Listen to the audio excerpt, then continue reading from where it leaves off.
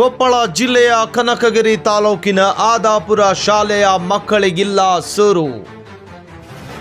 ಒಂದೇ ಸೂರಿನಡಿಯಲ್ಲಿ 7 ತರಗತಿಗಳ ಮಕ್ಕಳಿಗೆ ಪಾಠ.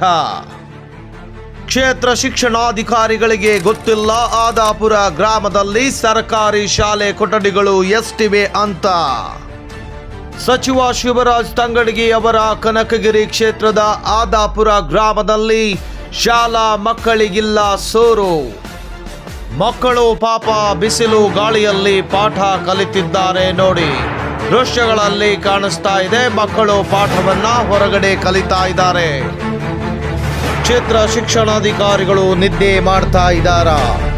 ಶಿಕ್ಷಣ ಸಚಿವರೇ, ಈ ಬಗ್ಗೆ ತಮಗೆ ತಿಳಿದಿದೆಯಾ? ಒಂದೇ ಕೊಠಡಿಯಲ್ಲಿ 7 ತರಗತಿಗಳ ಮಕ್ಕಳಿಗೆ ಪಾಠ. ಇದು ಇಂದಿನ ಸ್ಥಿತಿಯಲ್ಲ, ಬಹಳ ವರ್ಷಗಳ ಸ್ಥಿತಿ ಇದು.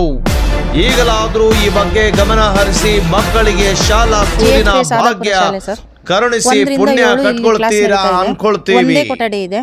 ನಲಿಕಲಿಗೆ 3 ಕ್ಲಾಸನ್ನು ಅಲ್ಲೇ ಒಟ್ಟಿಗೆ ಕೂರಿಸ್ಕೋಬೇಕಾಗುತ್ತೆ. ಚಿಕ್ಕ ಮಕ್ಕಳನ್ನ ಅಲ್ಲೇ ಕೂರಿಸ್ತೀವಿ. ಯಾಕಂದ್ರೆ ಅವು ಅಕ್ಷರಾಭ್ಯಾಸದಿಂದನೂ ಕಲಿಬೇಕಾಗಿರೋದ್ರಿಂದ ಅವಕ್ಕೆ ಗೋಡೆ, ಕಪ್ಪು ಬೋರ್ಡು ಅವೆಲ್ಲ ಬಳಕೆಗೆ ಹೆಚ್ಚಬೇಕಾಗುತ್ತೆ. ಕಾರ್ಡ್ಗಳು ಅವೆಲ್ಲ ಹೊರಗಡೆ ಕಲಿಯೋಕ್ಕೆ ಸಾಧ್ಯನೇ ಇಲ್ಲ ಅವು. ಹಂಗಾಗಿ 1, 2, 3 ಒಂದು ತರಗತಿಲಿ ಕೊಟ್ಬಿಡ್ತೀವಿ, ಕೂರಿಸ್ತೀವಿ ಸರ್. ಯಾವ ರೀತಿ ಪಾಠ ಮಾಡ್ತೀರಾ ಅವ್ರಿಗೆ? ನಲಿಕಲಿ ಆಧಾರಿತವಾಗಿ ಪಾಠ ಮಾಡ್ತೀವಲ್ಲ ಸರ್. ಕಾರ್ಡು, ಬೋರ್ಡು ಬೇರೆ ಇವ್ರಿಗೆ ಬೇರೆ ಇರ್ತದೆ. ಟೈಮಿಂಗ್ಸ್ ಹೆಂಗ್ ಮೇಂಟೈನ್ ಮಾಡ್ತೀರಾ? ಟೈಮಿಂಗ್ಸ್ ಅವ್ರಿಗೆ 80 ನಿಮಿಷ ತೊಗೊಳ್ತಾರೆ ಸರ್ ಟೀಚರ್ಸ್. 1 ರಿಂದ 3ಕ್ಕೆ 80 ನಿಮಿಷ ಅವ್ರು ತೊಗೊಳ್ತಾರೆ. ಇನ್ನು ಉಳಿದ 4, 5, 6, 7ಕ್ಕೆ ಎಲ್ಲ ಹೊರಗಡೆನೆ ಕೂತ್ಕೊಂಡು ಗುಂಪು ಮಾಡ್ಕೊಂಡು ಅಲ್ಲೆಲ್ಲ ಕೂರಿಸ್ಕೊಂಪಾಟ.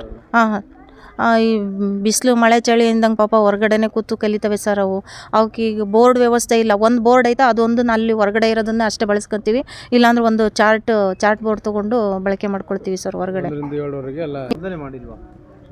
ಇವತ್ತು ಬರಬೇಕಿತ್ತು ಸರ್ ಇಲಾಖೆಯಿಂದ, ಬಂದಿಲ್ಲ ಕಾರಣಾಂತರದಿಂದ. ನಾಳೆ ಬರ್ಬೋದು ಅನ್ಸುತ್ತೆ. ಏನು ಹೇಳ್ತಾ ಇದ್ದಾರೆ ಮೇಲಧಿಕಾರಿಗಳು? ಕೊಠಡಿ ಮಾಡ್ಕೊಡ್ತೀವಿ ಅಂತಾರ ಅಥವಾ ಏನು ಬೇರೆ ಕಡೆ ಏನಾದರೂ ವ್ಯವಸ್ಥೆ ಮಾಡ್ತೀವಿ? ಸಚಿವರು ಮಾಡ್ಕೊಡ್ತೀವಿ ಅಂತ ಹೇಳಿದ್ರಂತೆ ಸರ್. ನನಗೆ ಅದ್ರ ಬಗ್ಗೆ ಹೆಚ್ಚಿನ ಮಾಹಿತಿ ಗೊತ್ತಿಲ್ಲ.